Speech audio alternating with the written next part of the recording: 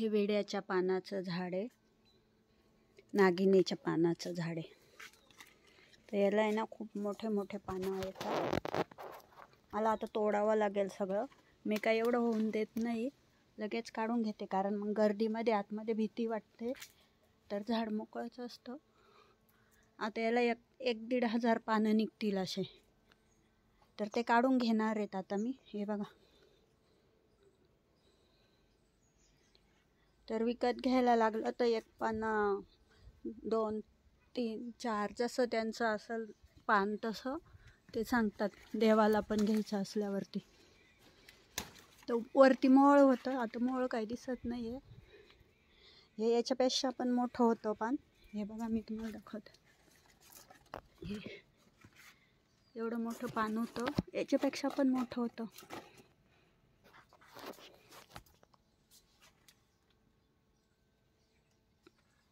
तर हे नागिनीचे पानाचं झाड आहे. त्याला खाऊचे पानं पण म्हणतात. वास खूप छान येतोय. हे देठ कापला ना, देठ, या देठाचा वास येतोय. आपण पान खाताना येतो ना तिथं, तसा. पण म्हणतात ना, आपल्याला काही मोल नसतं.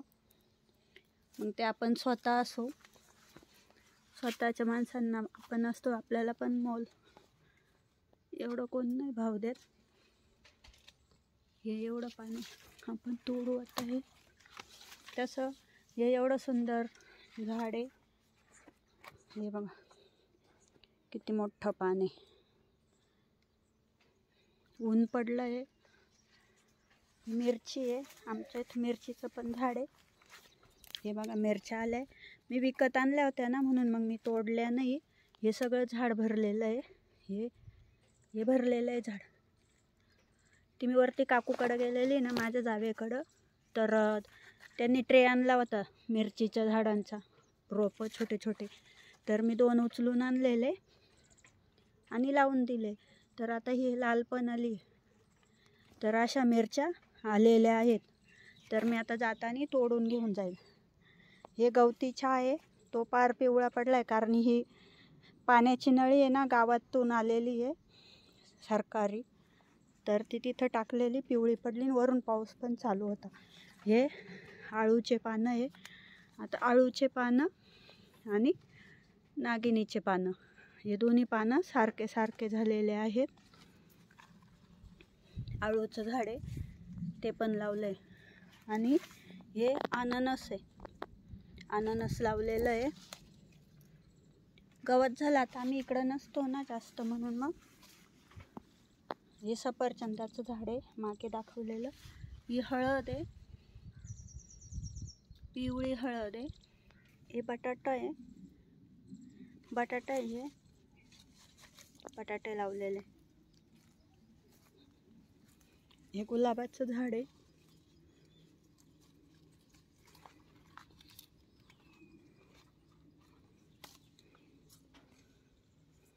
हे आलं आहे, आलं आहे आमच्याकडं.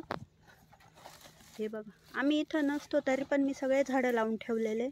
थांबा, हे बघा, मी इथं नसते ना तरी पण मी इथं झाडं लावून देते. सगळे येतात पाण्याने, आपोआप येतात ते.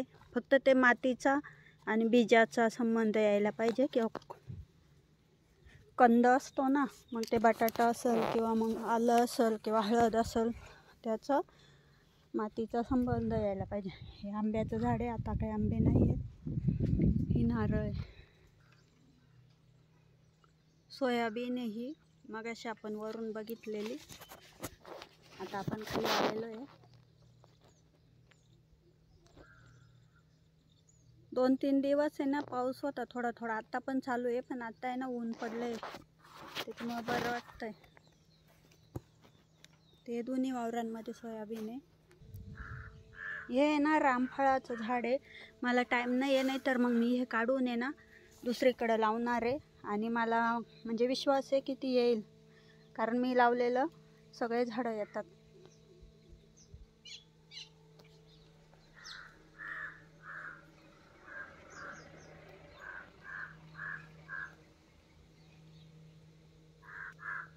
असं मी नाही म्हणत आहे, आमचे सगळेच म्हणतात की म्हणजे माझ्या हाताने झाडं येतात. इथं हे मी शोपीस तयार केलेले आहे, हे शोपीस तयार केलेले आहेत. इथं एक नागिनीचं झाड तेच आलेलं आहे, तिकडून मी फांदी लावली होती ते आलेलं आहे. ही माझ्याकडं काळी हळद आहे. इथं मागच्या वर्षी मी लावलं होतं, छोटं होतं तेव्हा, ते येऊन गेलं. आता वर्षभर ती मातीमध्ये राहिली ना, आता त्याचा मोठा कंद आलेला आहे. काय रे, हे आवळ्याचं झाड आहे. इथं आवळे आलेले आहेत. इकडं मध्ये पुढं आहे थोडेसे, इथं गर्दी झालेलं तर मला पुढं नाही जाता येते, भीती वाटते. तिकडे एक दिसतं आहे आणि हे दोन असे तिन्ही पण आवळ्याचे. ते दोन मी तोडले काल. इकडं डाळिंब आहे, डाळिंब पण आलं आहे.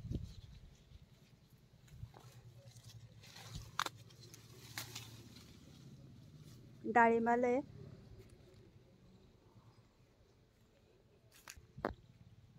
हे मनी प्लांट आहे. तर अशा प्रकारे आमचे झाडं आहेत. Thank you very much. येळूचं झाड आहे, येळू. येळूला आहे ना, हे म्हणता फुले आले, तुरे आले त्याला. आणि तुरे पिवळे पिवळे कलरचे आहेत आणि फुलांसारखेच दिसत आहेत आणि खूप छान दिसतंय. सगळ्या झाडांवरती घरटे आहे, पक्षी आहे. हे तुरे आहेत, असे तुरे आलेले आहेत. येळूचं झाड, याच्या लाकडाचं आहे ना, पाट्या बनवतात. पाट्या नाही त्या येळूच्या पाट्या. पहिले राहायचे शेण बिन भरायला राहायच्या आणि टोपले राहायचे भाकरीसाठी. तर आता पण डाले राहायचे, कोंबड्या डालण्यासाठी डाले करायचे. तर या येळूच्या लाकडाचेच करायचे. तर अशा प्रकारे हे आमचे गावाकडचं नेचर आहे. आमच्या गावचं म्हणजे माझ्या घराच्या शेजारचं, घराच्या अंगणातलं. तर मी तुम्हाला व्हिडिओ रूपाने दाखवण्याचा प्रयत्न केलेला आहे. तर तुम्ही सगळ्यांनी माझी व्हिडिओ बघा, कमेंट करा, सबस्क्राईब करा माझं चॅनल. Thank you very much. मी अशाच चांगल्या क्वालिटीच्या व्हिडिओ तुम्हाला देत जाईल. Bye bye.